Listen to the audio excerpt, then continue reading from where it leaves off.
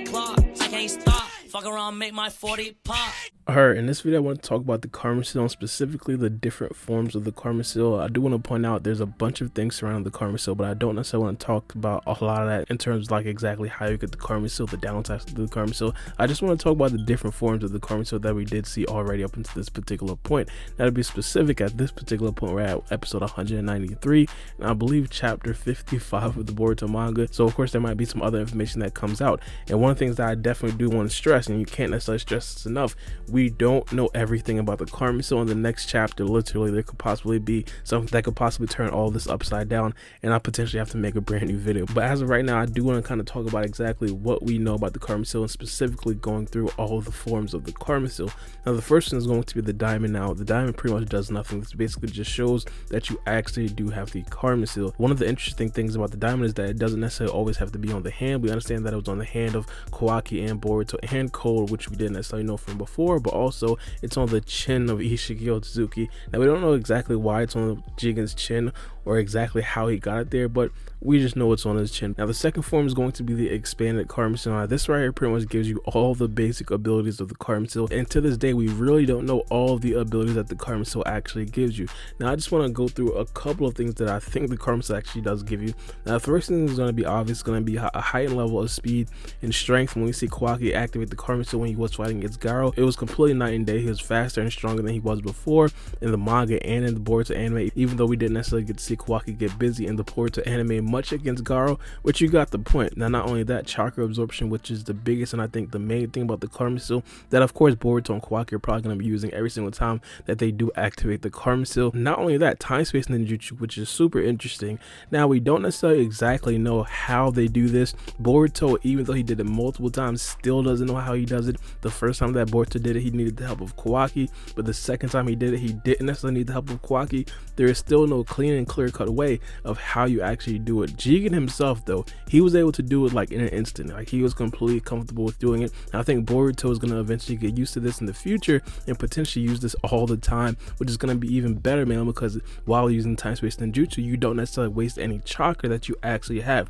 When Boruto used this in the Boruto manga, he didn't necessarily feel any fatigue from chakra. If you guys do recall, when Sasuke uses this with the Rinnegan, he feels super fatigued afterwards. A lot of people always make fun of Sasuke, mainly because Sasuke never has 100% chakra reserves, and this right here is the big reason why he's always having to be the person that can take people somewhere or actually go somewhere himself to actually fight against a very strong foe. So of course that right there is going to be very important for Boruto and even potentially Kawaki in the future if they do have to travel somewhere to actually fight against some sort of Otsutsuki members. Now not only that, here's a big question. Of course no one really knows if this actually does come from the Karma Seal, but levitation. Now in the Boruto manga we didn't really know any of this, but this right here became a question in the Boruto anime. The first time that we did see Kawaki, he kind of levitated. Now obviously this right here might just be an ability from Kawaki, or this right here might just be some sort of exaggeration from the Boruto animators or illustrators, but of course for this to be the Karma Seal, it would not be surprising at all because we understand the Karma Seal slowly transforms you into an Otsutsuki member, and the Otsutsuki clan,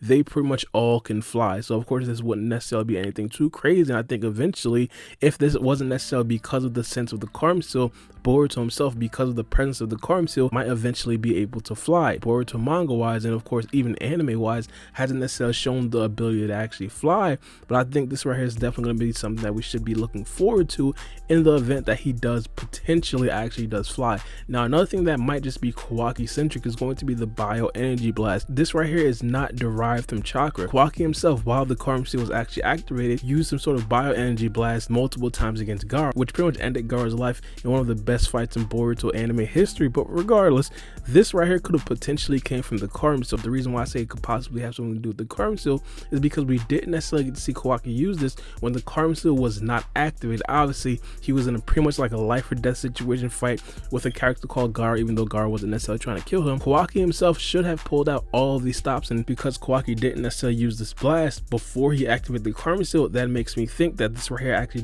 derived from the Karma-Seal. And not only that, the first time that we did actually get to see Kawaki use this move was when he was pretty young and he just got the Karma-Seal. Again, he didn't necessarily use this before he activated the Karma-Seal, but as soon as Kawaki activated the Karma-Seal, he blew Garo's jaw off, which basically leads me to believe that this right here actually does come from the Karma-Seal.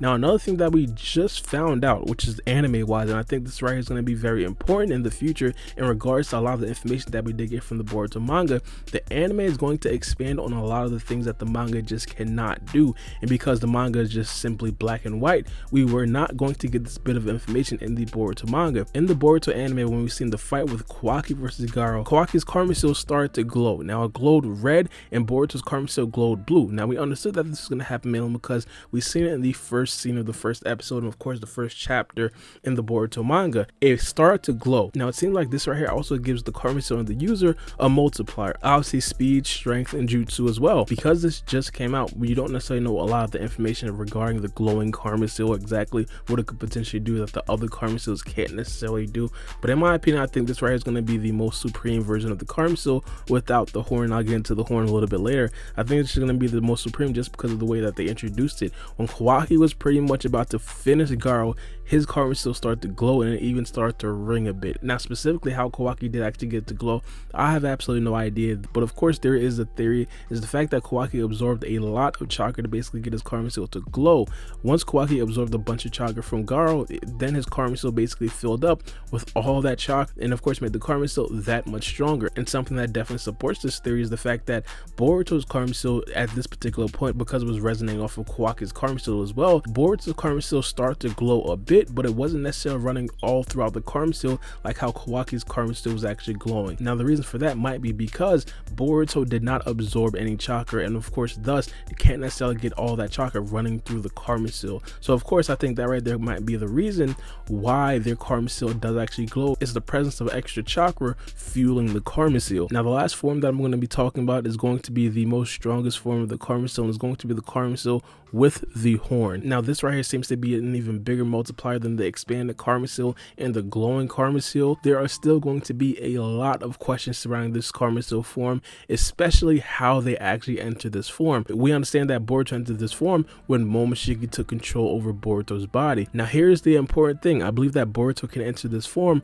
without the presence of Momoshiki. In the Boruto manga, we seen Kawaki himself enter this form right before Jigen took Naruto to a different dimension, and of course Ishikotsuki was not the one to actually draw this horn form out of Kawaki. So obviously even without the presence of an Otsutsuki member, the vessel can still enter this form. The horn form is definitely going to give the vessel a lot of multiply, but one thing that it will probably not multiply is going to be the chakra reserves. When Momoshiki utilized this form with Boruto for the first time when they were fighting against a character called Boro, Momoshiki was like noticeably pissed off that Boruto was pretty much finished and he pretty much didn't have any chakra left. And the same thing goes for Ishikotsuki when he was in the body of Jigen. Ishikotsuki didn't finish Naruto and Sasuke off because Jigen himself was running low on chakra. One of the more interesting questions that we do have to ask ourselves is if Kawaki is actually still able to enter this form. One of the things that we did actually find out from Ishikotsuki himself is the fact that Kawaki right now is still 80% Otsutsuki. Kawaki still right now has a lot of the data upgrades that the Karma-Seal did actually give Kawaki. So does this actually mean that Kawaki still right now can potentially enter this form of the Karma-Seal